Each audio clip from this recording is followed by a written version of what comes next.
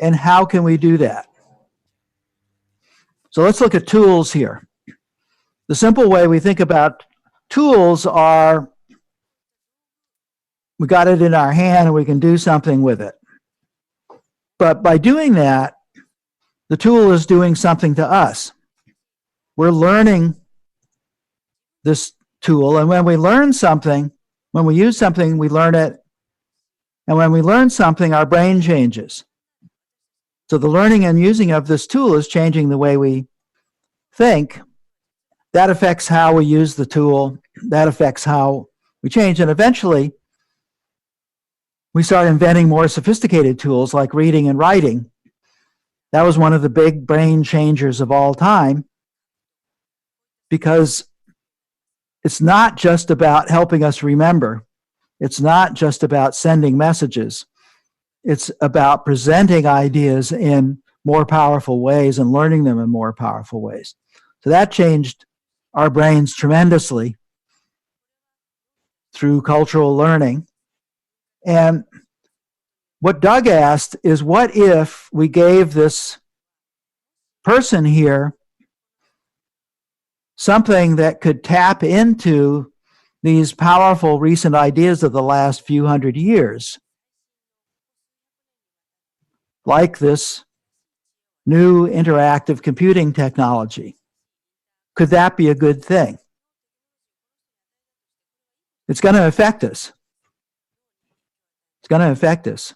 Can we deal with it? Because we don't want to give a cave person a nuclear weapon. Oh, a rock is okay. They can't hurt people too much with a rock, but you don't want to give a cave person a nuclear weapon. And this is more powerful than a nuclear weapon. And remember what Einstein said. If we take this new power and try to use it with the same levels of thinking that got us into the problems that we're in, we're going to make things much, much worse. And in fact, that is what has been happening in the last 40 years or so since this technology got commercialized. So this feedback loop between humans and artifacts is one of the most dangerous feedback loops to set up, and Doug realized that. So we have to wind up with a new kind of human being, or we've made things much worse.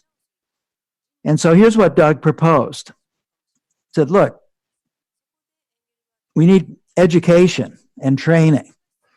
Do not let anybody use this stuff casually, like people use their iPhones and their laptops. It's not a casual thing. You can do casual things on it, but the effect of it is not casual. The effect of it is enormous. And the problem with tools is that they are terrible teachers. So we need methods. New methods, like I've been talking about. We need new languages, the languages of systems, the languages of science. So we wind up with 5 things as a system here. And now those 5 things together will give us a much better brain than the one we get from just doing a death spiral with technology.